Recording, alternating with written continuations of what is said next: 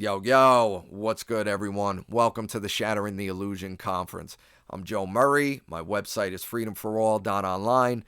And I am a hip-hop artist, what people will call a conscious hip-hop artist, but I just refer to myself as a real MC who speaks about real shit, shit that actually matters, like truth and freedom and exposing the criminality and illegitimacy of government. But I'm also a music producer, podcast host, and co-organizer of this amazing conference alongside my good buddy James Cordner from freeyourmindne.com. So huge shout out to James and all of the speakers for their amazing work and contributions towards this conference. I am honored to personally know these individuals and to have become good friends with some of them. These are the true warriors on the front lines of this battle for our freedom and for our very souls. Make no mistake about it. So before I get into my talk, let me just let you guys know right off the bat that I do swear a lot and get pretty intense. Some say that turns people off, but in all honesty, I don't give a fuck. This is my style. This is how I talk.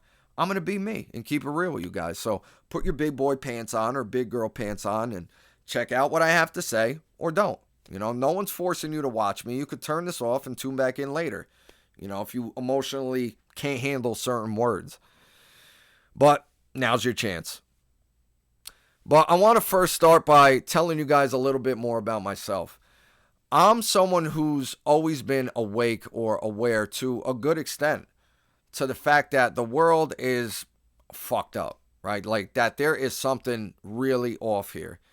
And I just had this intuitive sense that this wasn't the way things could be or should be here, and that there was way more to life than what we were experiencing.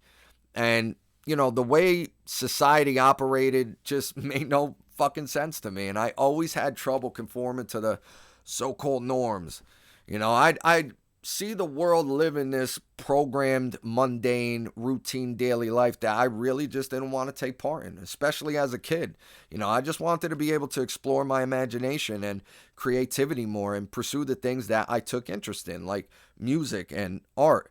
Which instead, the majority of my time, I was being forced to attend the fucking bland marble halls of the public school system, which I dreaded from day one. Just a very unnatural, depressing setting to be forced in throughout the formative years of a child's life, which, please don't get me started. I could do a whole presentation on the public school system and how it's actually modeled after the Prussian indoctrination system in the West, but I digress. I was always a very deep thinker and always had an open mind and was always wondering, like, what else was out there in the cosmos and, like, where the hell are we? What are we? Why are we? What's it all about? And this is at a very young age I'm talking about, like as young as I can remember.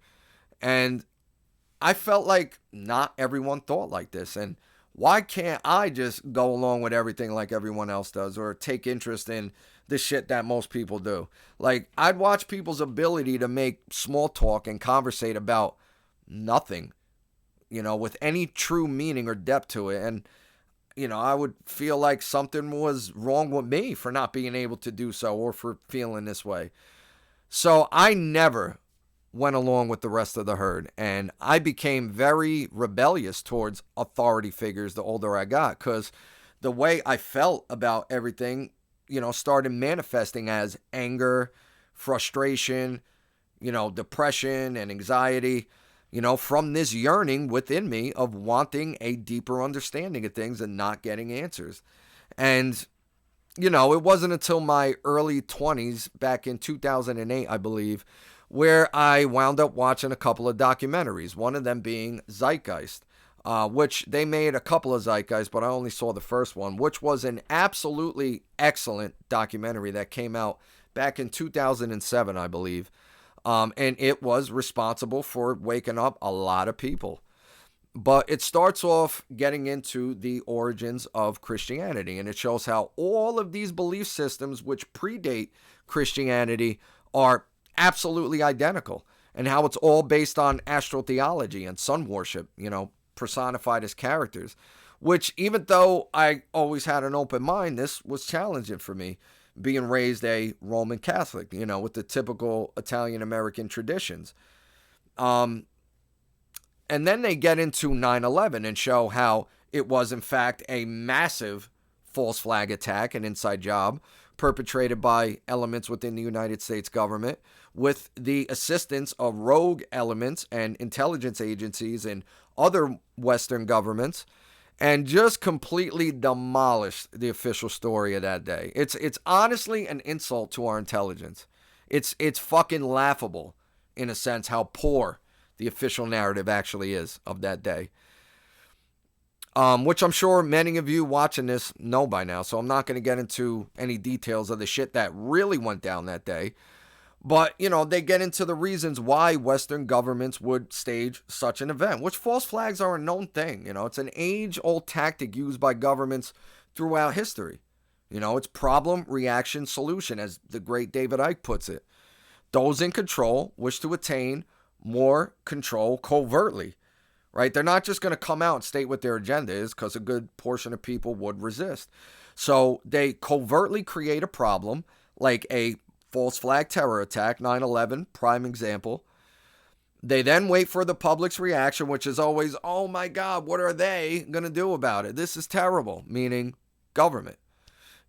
Then they offer the pre-planned solution to the problem that they manufactured and transform society in their favor by further restricting people's freedom and privacy and acquiring more control, more power, right? All under the guise of protecting people from what they've been manipulated to fear. And look how much freedom was lost after 9/11 through the Patriot Act, which is the most unpatriotic, totalitarian piece of garbage legislation ever passed. We got the TSA at the airports having us all line up like fucking cattle and being patted down and put through full body scanners, which, by the way, they haven't stopped one terrorist since their inception, which we throw fucking billions of dollars of taxpayer money at each year. We got the NSA listening to our phone calls and reading emails, which all came out. It's no theory. And, just like the gigantic false flag we've all experienced the past 2.5 years with the scamdemic, the most blatant of all false flags, in my opinion. And look at all the tyranny that was justified under the guise of a sickness with a 99% survival rate on average. Worldwide tyranny on a scale we never witnessed before. Lockdowns, checkpoints, curfews, mandates, forced injections. Absolute insanity, which never forget, by the way, never forget what these people did. But I digress. So then this documentary gets into the New World Order agenda and the microchip agenda and starts naming names such as the Rockefellers and the Rothschilds. And then they get into the Federal Reserve and how this fraudulent monetary system is structured and how it really works and how it's, a debt-based fiat currency slavery system, essentially. And this blew my fucking mind. And it was a moment of realization for me that, wow, I wasn't fucking crazy. I always knew something was seriously wrong with our world. This makes sense to me.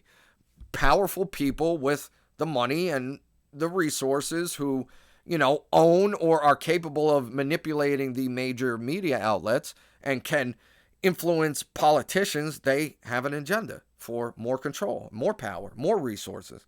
I mean, is that really that hard to accept? Most people will acknowledge that shit like this goes on, but have no idea how deep and dark it actually goes and to what ends these people will go to achieve their agendas. But it put things into perspective for me enough to where I was like, okay, so this is why the world is the way that it is. This is why certain changes in society are coming about. This is why people believe these certain things and support these certain ideas. And this is why society operates in this manner. We've been fucking bamboozled. We've been bullshitted. We've been deceived and we're being controlled here. And this sparked a flame within me, a hunger to know more and get to the bottom of what the fuck was really going on. If we were lied to about things such as 9/11, then what the fuck else have we been lied to about? How far back does this manipulation and deception actually go? Who or what is ultimately behind all this? And what's the ultimate goal here? And what the fuck can I do about it?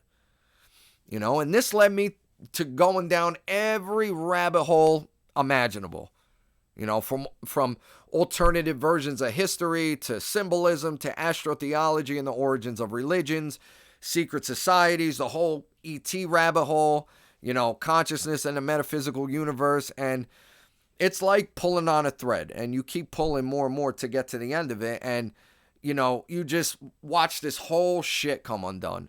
And you realize the scale that we've been lied to on, which, we've been lied to about just about damn near everything for as far back as we can look into history. But, this was for like a good 8-9 years solid out of like the 14 going on 15 years that I've been consciously aware of, the things that are going on.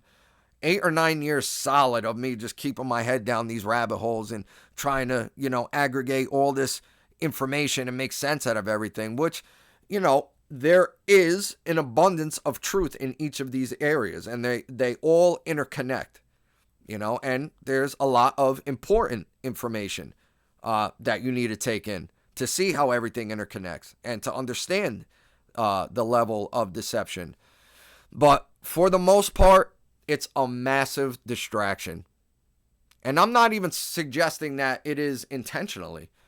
But the fact of the matter is that it deviates us from actually focusing on the things that we should be focusing on and taking the actions that we should be taking.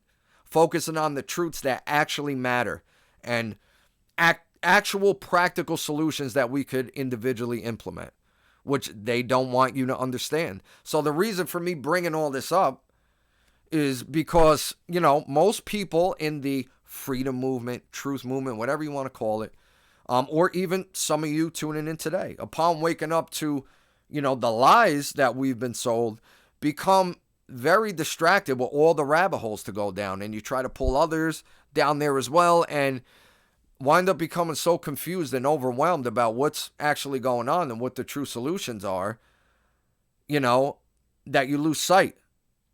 And I'm saying that we should just have a good generalization of what is actually taking place in the world, right? Just a good generalization of the agendas that's unfolding and, the depths of deception.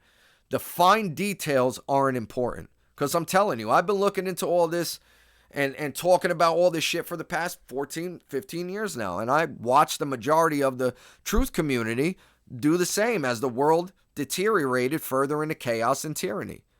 Because we're focusing on the 5 sense reality of names, dates, and places and events. Right? We're focusing on the screen where reality is being projected onto. And we're pointing at the screen and yelling at the screen at the movie, and we're trying to rearrange what has already been manifested instead of going to where our reality is being projected from and changing the reels to then project and manifest a different reality, the one we say we want. And that projection room is here and also here. The goal we say we want to achieve is freedom, right? We just want to be left the fuck alone from these power-hungry, parasitic psychopaths in control, with their dumbass agenda that we want no part of, or we just want to be left alone from anybody, right? We just want to be left alone to live our lives in peace and make an honest living, take care of our families, and be able to enjoy, our time with our family and friends, and have the liberty to experience ourselves to our fullest potential without people harassing, extorting, or coercing us into anything, right? Freedom is the goal. But what is true freedom? And how do we attain that freedom? Are there requirements that need to be met for the manifestation of that freedom? And I'm here to tell you that there most certainly are. Most people in this community jump the gun and want to put the cart before the horse, because they see what's going on and say, oh, okay, all right, we need to get off the grid. We need off-grid communities. We need our own currency. We need parallel economies. We need our own sources of energy, free energy, which all of that is fantastic. I'm not saying we shouldn't strive to attain those things. But what I'm saying is that it is an impossibility to acquire those things and manifest that kind of freedom in any significant way in this world and have it sustain itself without us first uniting on the core principles of freedom, which act as the cement, that the foundation, the very idea of individual liberty and inherent sovereignty stands upon, which must be understood here and in here in order for us to individually generate true freedom. This is why the title for my talk today is called The Foundation of Freedom. And I want to dedicate this talk today to this little girl right here. The love of my life, my heart and soul, my daughter Gianna. See, I serve the Creator first and foremost by serving the truth and fighting for freedom for its creation here. But right after that, it's for her and those like her. But she will know that her father fought for her freedom and had the courage to stand in the face of unbelievable censorship and tyranny worldwide and call shit out for what it is. And do so in style, too. Straight up not giving a fuck. So, as John Locke said, the natural liberty of man is to be free of any superior power on earth, and not to be under the authority of man, but only to have the law of nature for his rule. And I'm going to get into what those laws of nature are and how they function. Most people in what's considered the freedom movement fall short of an actual understanding of what true freedom is. You know, you hear everyone spout freedom, liberty, and rights loosely, but they lack the understanding of what those terms objectively mean. So what are rights, truly and objectively? Where do they come from? How do we define true freedom? And therefore, what should actually be considered violations of our freedom and conditions of slavery? These are the real questions that most freedom advocates do not possess definitive answers to, and thus have no solid stance or positions on their arguments for freedom. If you were to do a social experiment and ask random people on the streets, or even those in the freedom community, to define what freedom means to them, you would receive a variety of different opinions. Right? And if you also in that same experiment were to ask the same individuals to define what a human right is and where rights come from, again, you'd receive a mixed bag, with many not even believing in the very concept of rights, thinking that rights are just constructs in the minds of human beings. A lot of people in the freedom community actually believe this. When the truth of the matter is that there are objective answers that we can discover, which do not waver based on the perceptions and belief systems of others. Now, this is a quote I heard in a Mark Passio presentation, which he said he heard from a TV series, but it's so powerful. I had someone look it up for me to find out what TV series it was actually from, and it was from the TV series Revenge, which came out, I think, back in 2011. Simple quote, but it's very powerful. The biggest fear is that the truth is absolute. Humanity's biggest fear is that the truth is absolute. Ain't that the fucking truth? So how could we be advocates for freedom while not actually knowing definitively what true freedom actually is? And why it is objectively right for us to live free from violence and coercion, and what actually constitutes violence and coercion?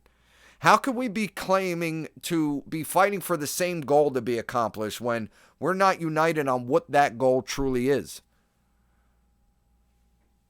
You know, most people's idea of freedom is based on their opinion of what actions they believe human beings should be able to exercise openly, devoid of coercive intervention, while advocating what actions they believe human beings should be forced to exercise, what political decrees they should be forced to comply with, and what programs and services they should be compelled to fund. And this is due to the fact that the majority of people who claim they are proponents of freedom are, as a matter of fact, supporters of slavery. in some form or fashion, unknowingly, but mostly willfully ignorant of that truth. Most people proclaim to want liberty and justice, but when faced with the immutable, objective truth of what each of those actually entail and require, they are loath to accept it, and they defensively reject it upon even realizing that they themselves may be to blame for contributing to the loss of human freedom in the world due to their participation and support for the belief systems and institutions that are responsible for the destruction of our liberty. You know, the truth is an extremely tough pill to swallow for most. And this is a quote from the great Mark Passio, from whom I learned so much from. The truth, by its very nature, is belligerent because it wages war against all forms of mind control. Absolutely. So first and foremost, we have to establish the fact that truth does exist. Okay, especially in regards to rights and freedom. And it is objective, meaning that it's not subjective and up to human beings to arbitrarily just decide based upon their likes, whims, and preferences. The truth exists independently of our perceptions and sits immutable to be discovered and have our perceptions aligned too. Honestly, this needs to be stated because most people, believe it or not, don't believe there's actually a such thing as objective truth. You know, there are many people who believe that truth is subjective. I mean, look at the lunatics on the left who think they can just be anything they want, any sex, any animal, whatever. It's just up to their subjective whim. You know, and everyone else has to just go along with it. You know, and there's a lot of solipsists who believe that their truth is the only truth. And even a lot of you watching right now who believe that you are awake and that you've taken in the truth in its totality on everything that's going on, right? Yet will insist to refuse and oppose the core principles of freedom when explained to you and say, oh, no, that's not true. And you need this. And you don't know what you're talking about. You know, that's your opinion. When none of what I'm going to be talking about today is my opinion or a belief system. These are objective truths, objective principles that must be understood. First and foremost, before we even begin to fight for true freedom. And I say the reason why people in the freedom community or spiritual community or conspiracy community, you know, people who have woken up to some truths or even a lot of truths, the reason they still fall short of an understanding of the core principles that I'm talking about, you know, and haven't accepted the truth yet in its totality in regards to rights and freedom and the principles of freedom, is because there's still brain imbalance in one hemisphere or the other in these individuals that they haven't resolved. They're still under some form of mind control and still have, you know, suffer from brain imbalance, which leads to these poisoned worldviews. So if you're looking at the slide, it's as if the brain is facing you. That's why I put the right side on the left and the left side on the right. But let me first explain the functions of the right and left hemispheres of the brain. The right hemisphere is considered the feminine aspect of human consciousness, which both sexes have both masculine and feminine aspect to their consciousness. But the right hemisphere of the brain deals with more of that feminine energy with care, compassion, creativity, empathy, you know, feeling the sense of connection to everyone and everything, you know, that connection to spirit. When the left hemisphere, the masculine aspect of consciousness, deals with logic, reason, you know, it's the intellect, dealing with the five sense reality, and it's action-based, that masculine energy of action. And these two aspects of consciousness need to be wed to form a balanced worldview. So most people in the freedom community are still, from the brainwashing and bamboozlement, they are still under some form of mind control, imbalanced in one hemisphere more than the other, which the controllers of the world don't give a fuck which side you're more imbalanced towards, as long as you're imbalanced and not centered and don't have a holistic worldview. So the more right brain imbalanced tend to have blind belief, tend to be pacifist, and believe that the spiritual world is all that matters and it takes precedence over the physical world, and or it's about, it's all about some hereafter, or have extreme religious beliefs and think that everything has been preordained by God. Then the more left brain imbalance tend to be rigidly skeptic. They are immersed in the five sense reality with atheistic worldviews, and therefore don't believe that there's anything to consciousness and true spirituality, and, don't believe in objective morality because they don't believe in a higher intelligence that set a behavioral standard in existence for human beings to adhere to. So, first of all, both worldviews leave out free will. The right brain imbalanced, who believe that everything has been preordained by God and it doesn't matter what you do here because it's just about some hereafter.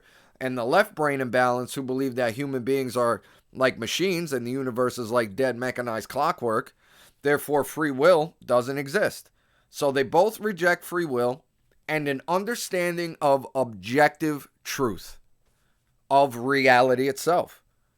So again, we need a healthy balance between both hemispheres of the brain, with true care, compassion, and an understanding of true spirituality, consciousness and the metaphysical universe, the real science of reality and how consciousness impacts reality, but have our feet planted firmly on the ground, using logic and reason and having a healthy amount of skepticism.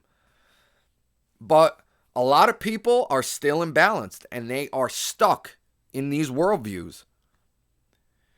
And at the end of the day, the majority of human beings will only accept half-truths at best and will adjust them to fit accordingly with their worldviews and programmed preconceived belief systems. And this is a quote from a dude named Travis Walton. He's an alleged UFO abductee. I'm not saying I believe his story or that you should. I just heard this quote from him, and it's very powerful and true.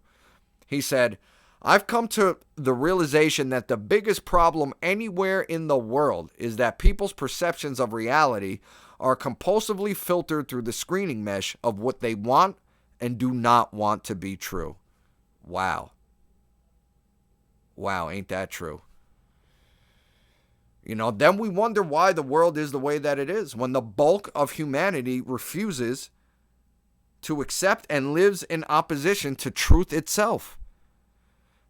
This is why in my work, again, I stress the fact that we could talk about the five sense reality of names, dates, places, events, connections, all we want to the end of time as the world continues to free fall into a totalitarian hell, because we're just focusing on the screen, the movie that's being projected, and we're raising our fist and screaming at the screen where everything's playing out instead of getting to where our reality is being projected from. Changing the reels by aligning ourselves to these inherent universal truths that must be integrated into our being, and thus transforming our hearts and minds individually to then generate the change that the world so desperately needs. So let's demystify what truth is, because just as mostly everything else, people tend to overcomplicate the meaning. The truth is simply that which is. It is that which has occurred and is occurring. That's all the truth consists of. I mean, you could take it as far as to say every individual and collective act produces a truth, which, though the consequences of those acts may be altered after the fact, the acts themselves cannot ever be undone and have been set into the record of time in the universe of that which has occurred. Can anyone honestly disagree with that? Now, also, woven into the very fabric of our reality exists inherent, universal, non-man-made, binding, and immutable truths which have been in existence for as long as the universe has existed and will continue to exist until the end of time, such as the physical laws of nature, gravity, electromagnetism, momentum, etc. Right? Those are objective truths which are observable and discoverable, that don't waver based on another's perception or belief in their existence. They're true whether anyone knows it or not, understands it or not, or likes it or not, because human beings did not put those laws into existence. The universe or nature itself had manifested those laws into existence, which are to be discovered and understood by human beings in order for our optimal, benefit for existence. So point being is that objective truth exists. Again, it's sad that you have to state this, but unfortunately you do. And as Gandhi said, even if you're in the minority of one, the truth is still the truth. Now, with all that being established, we can now get to the heart of the matter. And this is where, the ego and cognitive dissonance, ignorance, and arrogance comes into play for most people. Also ingrained in reality itself exist objective truths which are revealed as a result of our actions, which manifest in nature.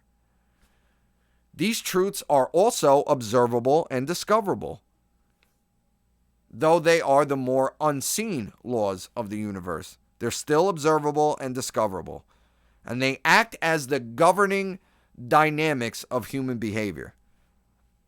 Meaning, if we behave a certain way, we produce a certain result in reality itself on the screen, right?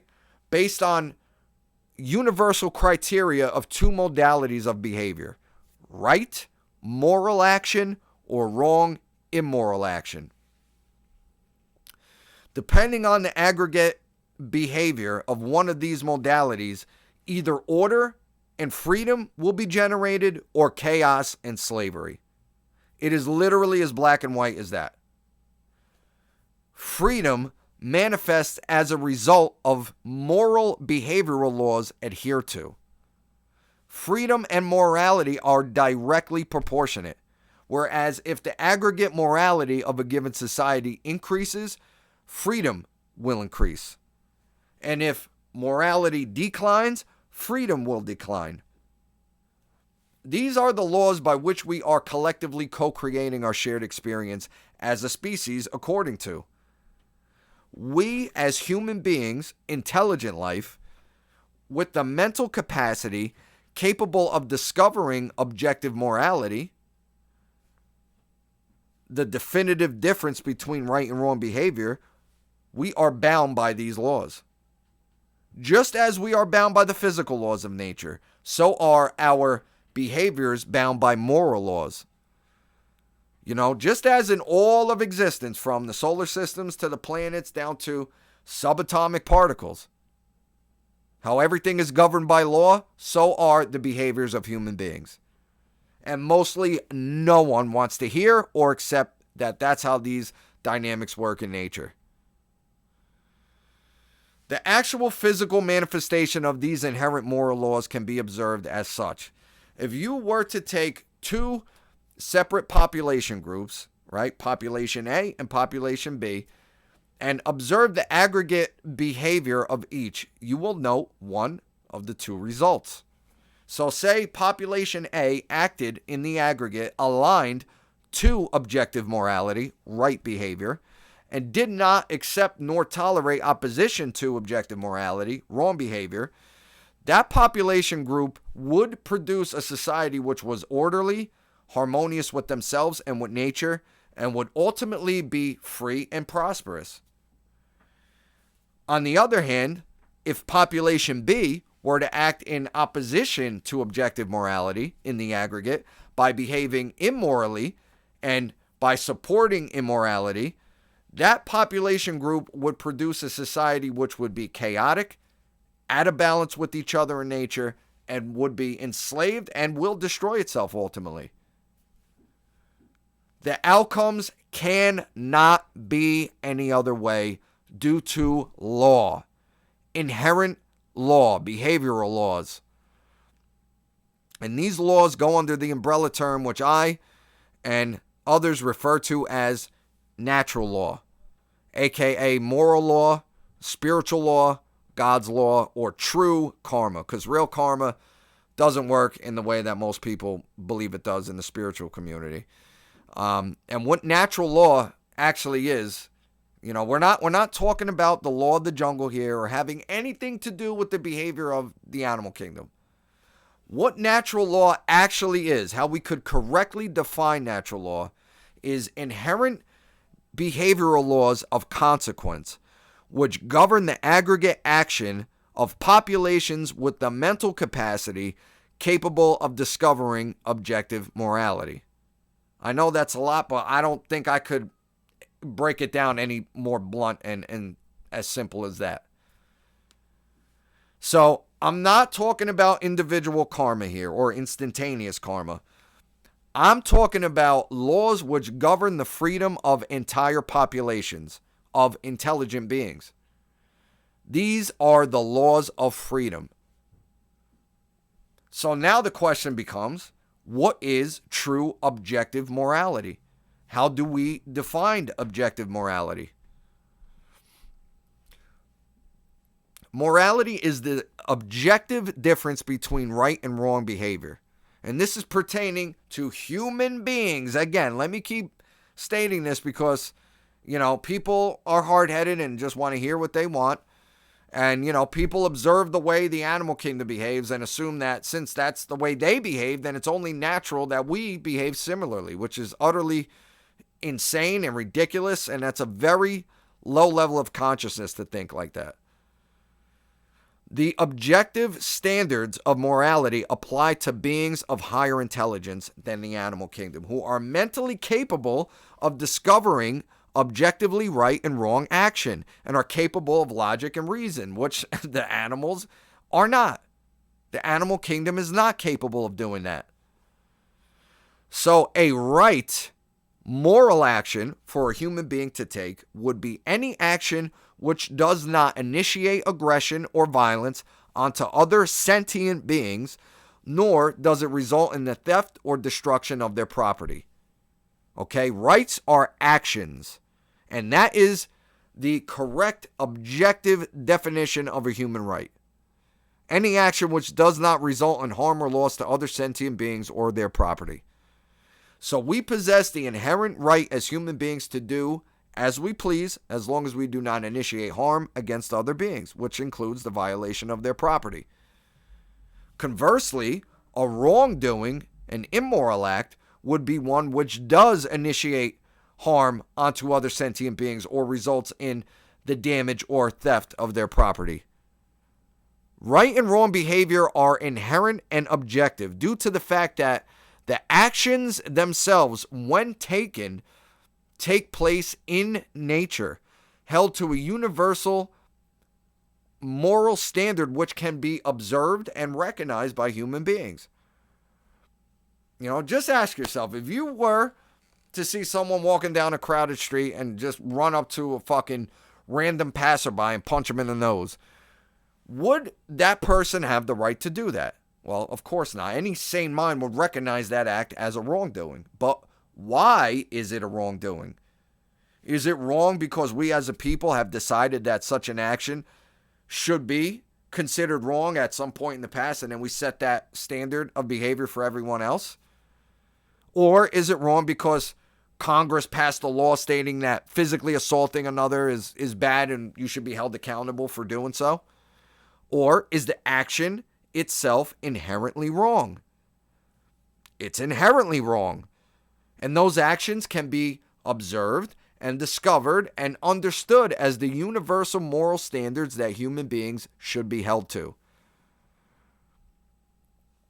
So then, what force had put those objective truths into existence for us to discover?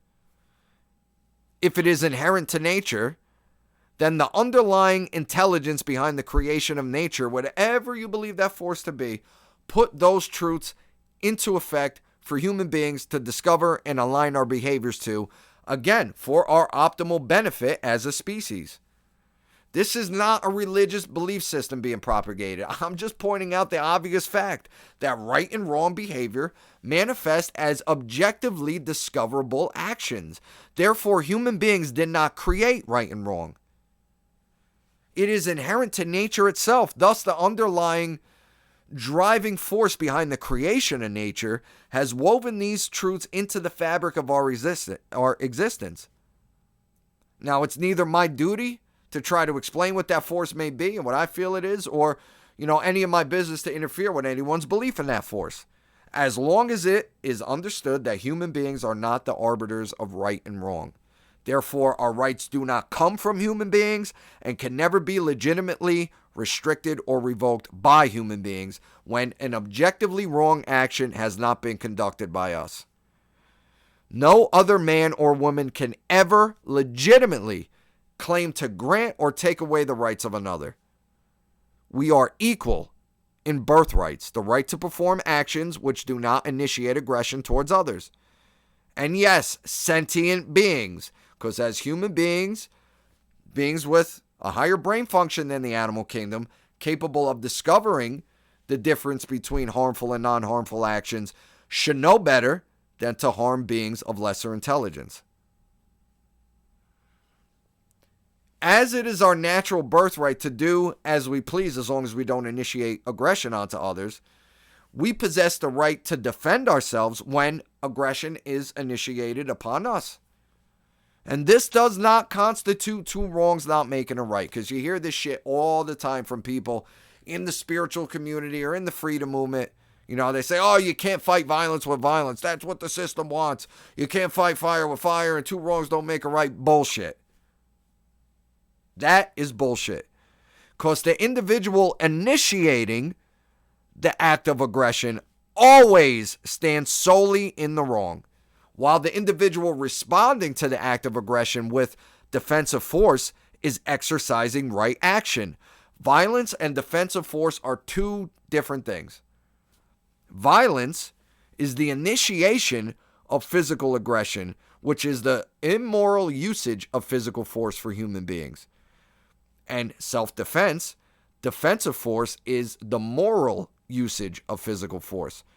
When someone initiates aggression onto another being, they violate the natural law right of that being to be left alone unharmed when they have not done any wrong. The act would be considered violence because it violates one's natural rights. It's in the very word. When the aggressed upon responds in defense, it is to be considered defensive force, not violence, because it is the moral usage of physical force for the protection and preservation of, that being's well-being or property, which they have every right to protect with whatever amount of physical force that is required to stop the act of aggression, up to deadly force if necessary, is possessed as an inherent natural birthright for all sentient beings. Again, this is another concept that most people struggle with accepting as objective truth. A lot of people have trouble accepting that we have the right to kill, not murder, that we have the right to justly take the life of another in defense of our life and property, or in the act of protecting, other innocents. If it's necessary to stop the act of violent aggression. Murder would be the unjust taking of another's life without right or just cause. We need to understand both sides of the one token of liberty, the non-aggression principle and the self-defense principle. The two pillars of enlightenment, which is we never have the right to go and initiate violence or coercion onto other sentient beings, yet we have the right to defend ourselves from violence and coercion. So this is considered the two pillars of enlightenment: non-aggression and self-defense, masculine and feminine, right brain and left brain. And, it needs to be wed and brought into balance, not taking one extreme over the other. A healthy balance needs to be made. And I'm not saying that you must defend yourself. You could be a pacifist. I wouldn't recommend it, but, you have the right to be shitted on if you want. But you have no right to advocate that others do the same, nor stand by as others be aggressed upon if you're physically capable of intervening and stopping, that immorality. That makes you a coward and immoral. But my motto is, and what should be the motto of all freedom lovers, is do no harm, but take no shit, regardless of who it's coming from. You'd see how much the world would change for the better if more people adopted that attitude.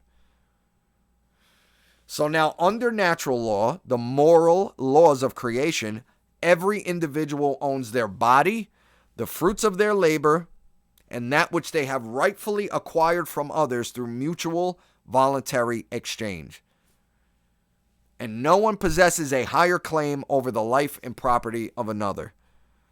Aggression and theft of another's life and lawful possessions, under natural law I'm talking about, should be considered violations of property rights. As we break down what is actually considered aggressive, immoral behavior under natural law for human beings, what the great public speaker Mark Passio refers to as the true 7 deadly sins, we can see one commonality these acts share. So these are the real, objectively wrongdoings that will result in harm or loss to another person or their property. So, number 1, murder, which is the unjust taking of another sentient being's life which did not belong to you, which you had no right to take. 2, assault, the taking of another's physical well-being, which you had no right to take. 3, rape, the taking of another's free will choice to sexually associate with whom they please, which you had no right to take from them. 4, theft of physical property, the taking of another's physical possessions which rightfully belong to them. 5, coercion, the taking of another's free will choice. 6, trespass, the taking away of someone's right to be left alone on their property, which they have rightfully established or acquired by forcefully entering their home or lair, which you had no right to take away from them. And 7 is willfully lying, taking away someone's ability to make correct, informed decisions by withholding valuable information. So, now what do each of these 7 natural law transgressions have in common? They're all a form of theft. They're all taking something from someone which you had no right to take. Right? So, in all actuality, natural law and objective morality could come down to just 2 words. Don't steal.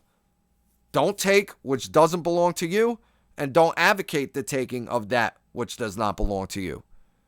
Most people innately understand this, right? But the issue is that they've been brainwashed and indoctrinated into believing that there are exceptions to the rule or exemptions from objective morality when it comes to the state and their agents.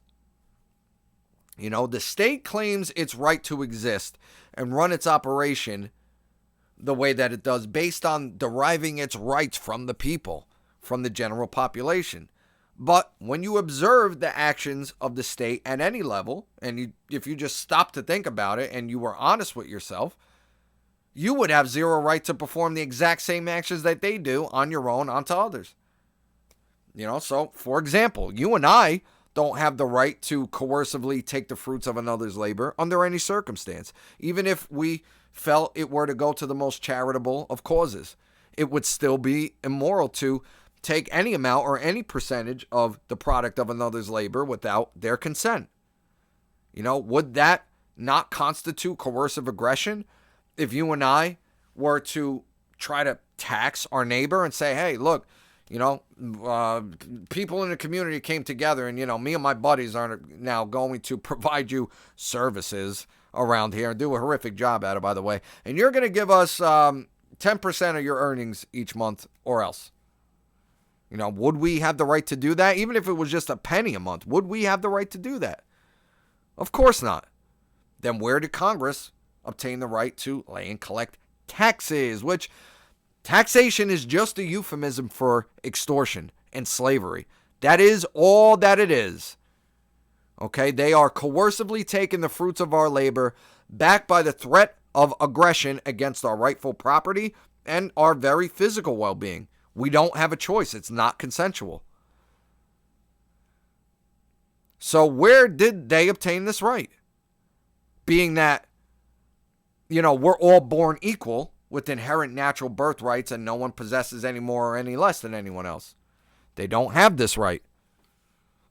And there can be no such thing as the delegation of rights, which we do not inherently possess.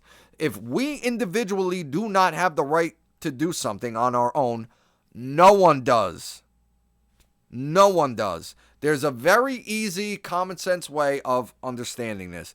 Just observe any action a politician takes, any action a police officer or military person takes, and then ask yourself, would you, on your own, have the right to perform those exact same actions onto anyone? If the answer is no, then they don't have that right either. Whatever you and I don't have the right to do, nobody does. There is no such thing as certain people possessing special rights or extra rights. Okay? And there's no process in which an individual or group of individuals can be granted extra rights. There is no political process or political ritual that can be done, or, a fancy document that could be written up, or any amount of people coming together and deciding it to be so.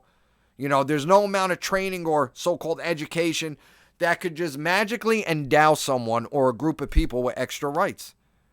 The right to perform an action which would be wrong and immoral for anyone else to perform. That's utterly ridiculous.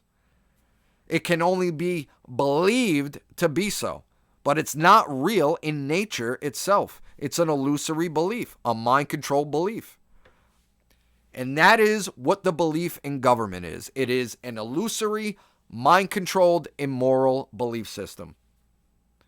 Not saying, the people aren't real, or the buildings, or the monuments they've erected to make it look like they're holier than thou and larger than life, amongst us mere mortals, but their authority isn't real. Being that we are equal in birthrights and rights do not come from human beings, therefore no human being can ever grant rights or legitimately restrict or revoke the rights of others. The concept of authority is inherently immoral and illegitimate, and it's illusory. It's not real. There is no such thing as authority vested in man or woman. No one has any natural authority over anybody. The belief in authority is the belief that certain individuals possess more rights than others, and these individuals have acquired a higher claim over the life and property of other people, and who have the right to issue commands that others must obey or be punished. And therefore, the belief in government consists of the belief in the legitimacy of a group of people who constitute a ruling class possessing the moral right to issue decrees that the rest of the population have a moral obligation to obey or be subject to punishment by their henchmen. The belief in government and authority is the belief in the right to rule. Therefore, the belief in the legitimacy and necessity of government is the belief in the legitimacy and necessity of slavery. Government is slavery. All external government is slavery. It doesn't matter the size or scope of the government you advocate for. It could be this fucking big. It's still advocating slavery. It doesn't matter what you believe. You cannot remain morally consistent with the principles stated above and still believe in the legitimacy of authority and government. The only legitimate form of government is self-governance. That's it. And this is the belief system that has to be fucking destroyed in the minds of man if we ever want to achieve real freedom.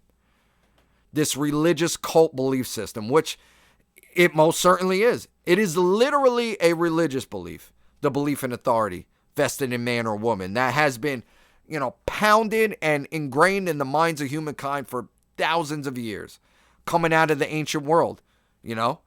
This comes from, the divine right to rule, the divine right of, pharaohs and kings and queens.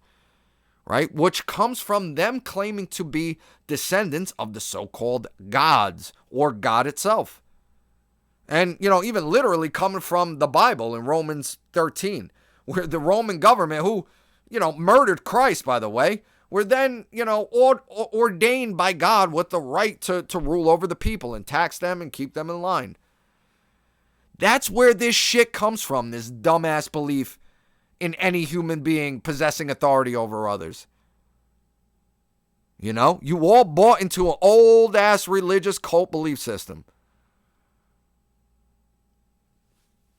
It's beyond just a religion. It's a cult, because cults are a danger to those who don't follow their twisted beliefs. And that's what the belief in government is.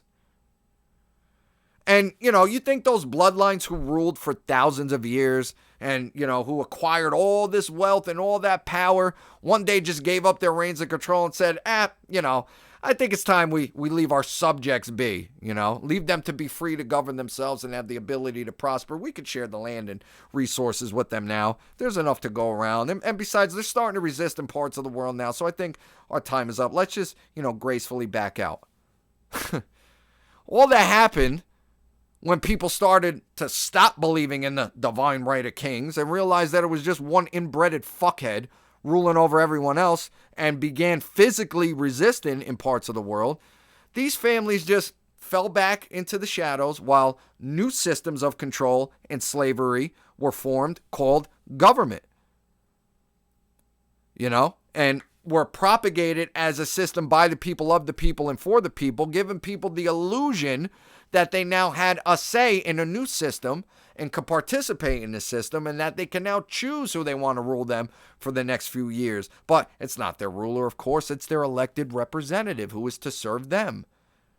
When in reality, all that happened was that imaginary authority that was vested in one inbred shithead called, a king or a queen, was then divested into a group of shitheads called government.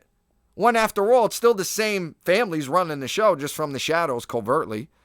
Because they just figured out a more effective method, a more effective slavery system where more people, would buy into the bullshit, and where people would believe that they are free and have a say in a system that is for them. It's genius. Genius. And they further ingrained the belief in authority in the minds of man, generation after generation, the more the state grew, through the love of nationalism and, through their indoctrination system. We laughingly called it education system, and every other outlet they have with all the resources and influence they have at their disposal to peddle their propaganda. These people know psychology, and they deployed every cult indoctrination technique used throughout history to get people's minds to where it's at today. They've gotten people to truly believe in the legitimacy and necessity of having a ruling class, to the point where they can't imagine life without it. They cannot imagine life without rulers.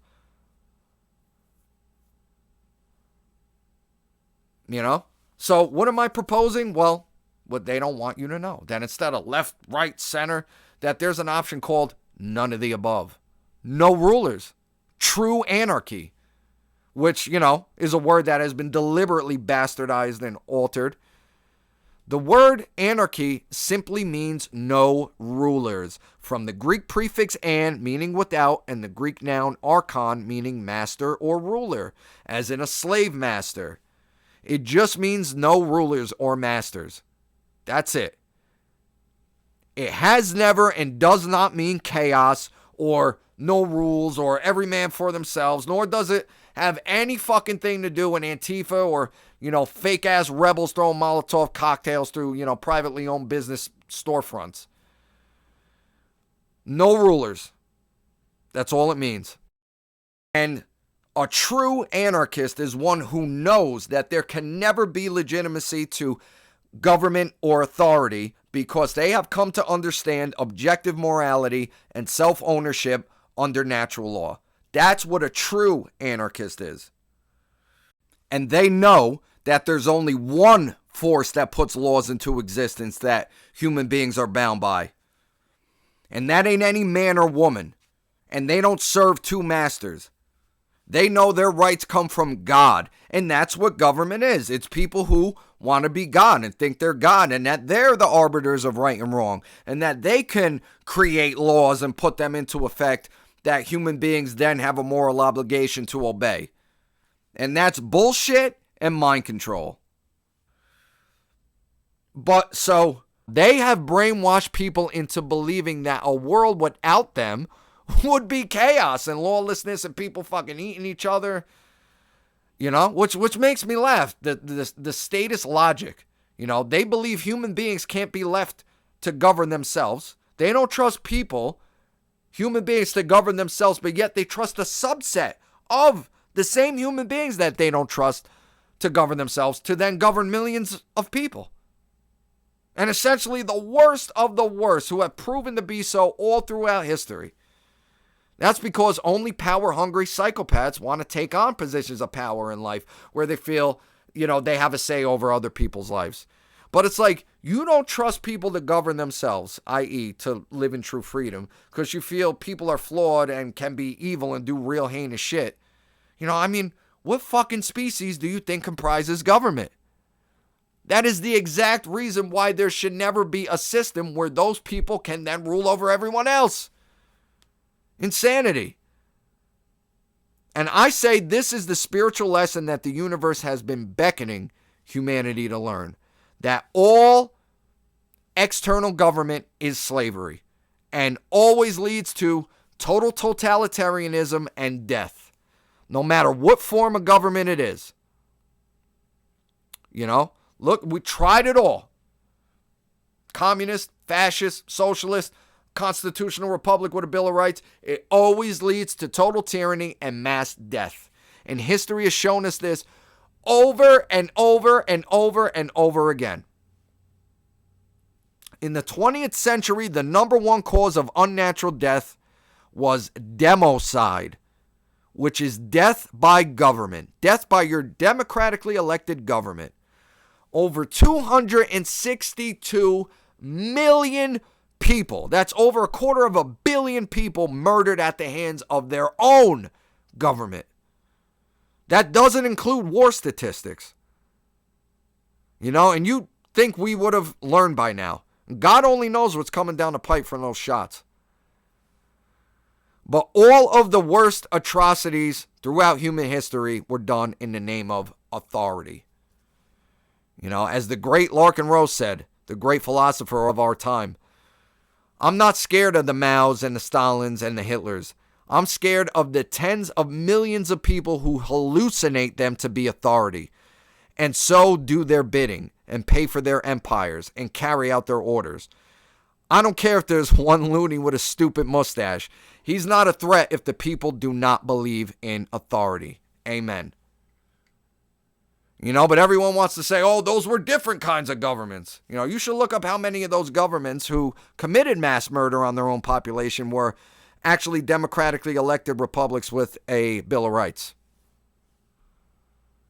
People have to get any form of external government out of their fucking minds. Look, this country started with a constitutionally limited government. Now look at us. The biggest empire in the world. And as Lysander Spooner said, and this was an anarchist from the 1800s in America, he said, whether the Constitution really be one thing or another, this much is certain, that it has either authorized such a government as we've had, or it has been powerless to prevent it. In either case, it is unfit to exist. The end. Fuck the Constitution. These people wipe their ass with the Constitution on a daily basis. You people sound no different than the socialists and communists who say, it just wasn't done right. If we could just do it again.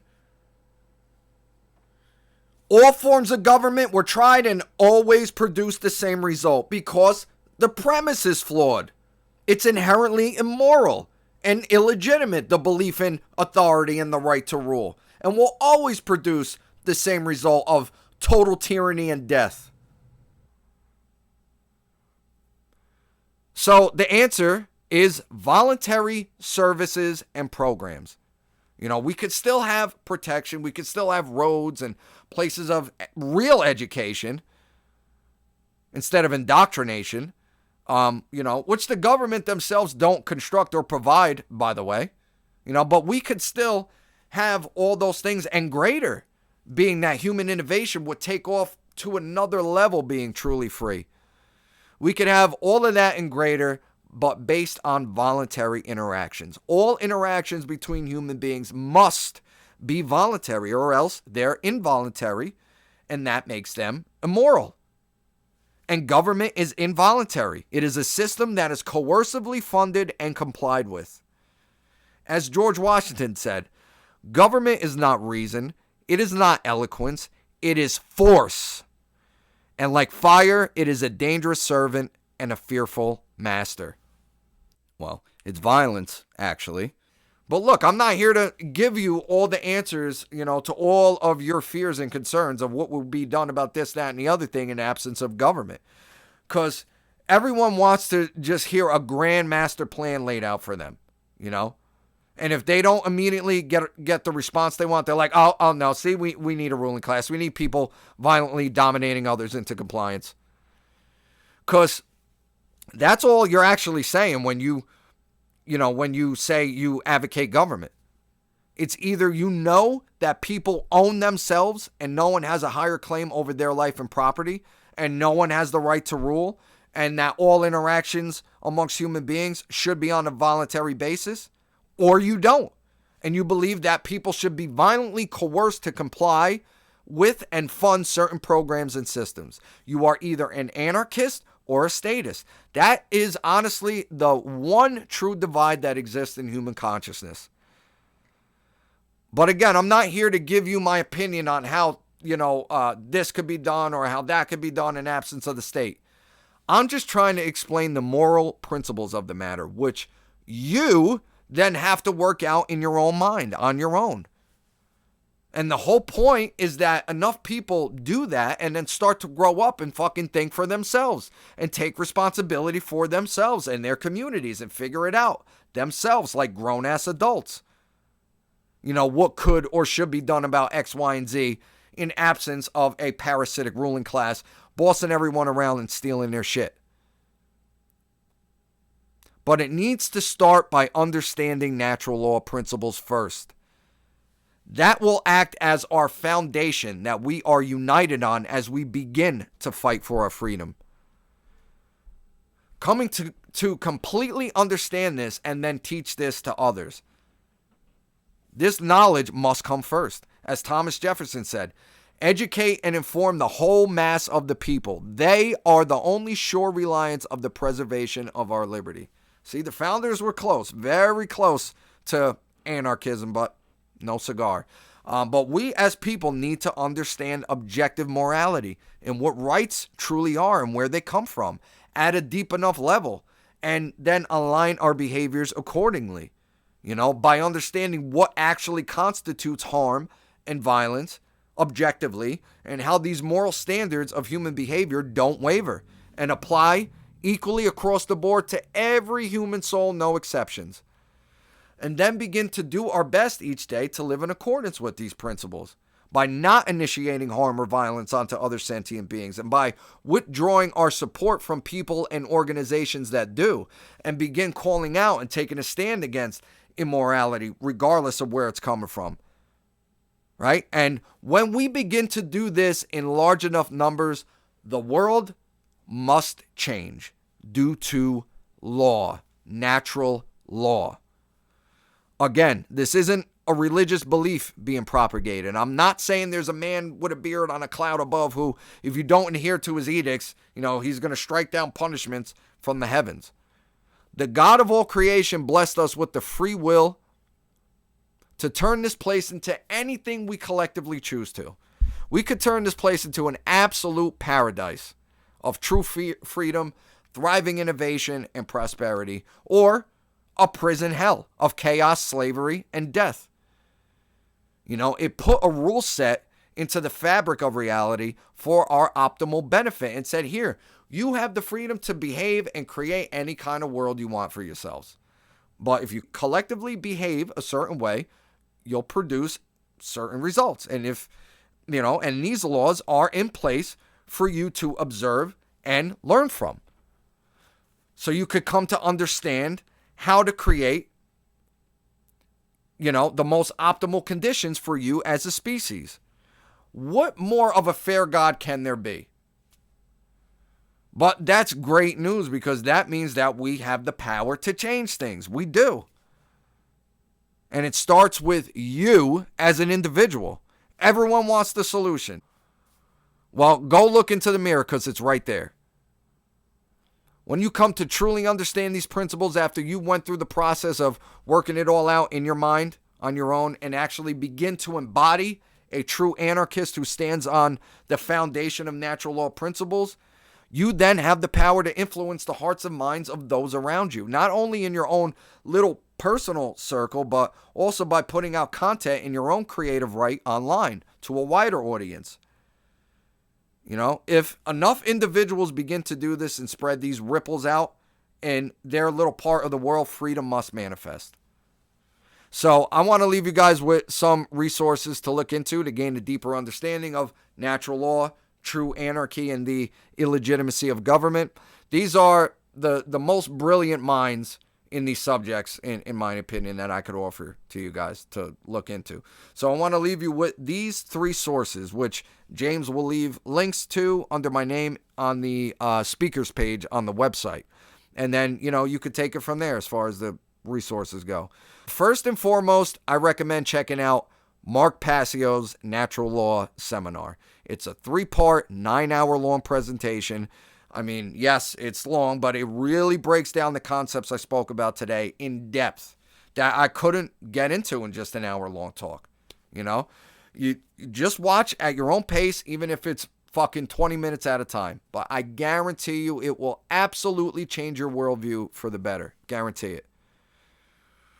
Next, I would recommend the book, The Most Dangerous Superstition by Larkin Rose. Just absolutely destroys the concept of government and authority and any statist argument for why they feel we need a state. Just fucking demolishes it. And lastly, an essay from Lysander Spooner, an anarchist from the 1800s in America. He wrote an essay called No Treason, the Constitution of No Authority. Again, getting at the inherent illegitimacy of government and the belief in authority, and how ridiculous and non-binding the fucking Constitution is. And this dude even says in that essay from the 1800s that it's all bullshit anyway, because these people are puppets for, the Rothschilds, the banking families who have the money and influence to buy them all up. So I'll leave you with those 3 resources for now, for you to start with, which can lead you to many other names, but it's all on you. But thank you all again for tuning in today. Once again, I'm Joe Murray. My website is freedomforall.online. All of my music and my podcasts are up there for free. I have 2 albums dropping very soon, a solo album called Ultima Ratio and a joint album with the great Diesel Automatic, both dropping by the end of 2022. So go sign up to my email list on the homepage of my website, and you will receive an email notification when I upload anything to the site, which I upload everything that I do to my website first and foremost. So it's time to get our asses in gear, everyone. We could still turn things around. Time isn't on our side, but it is definitely still possible. It's only a choice that you have to make. Truth, love, and freedom for all. Peace.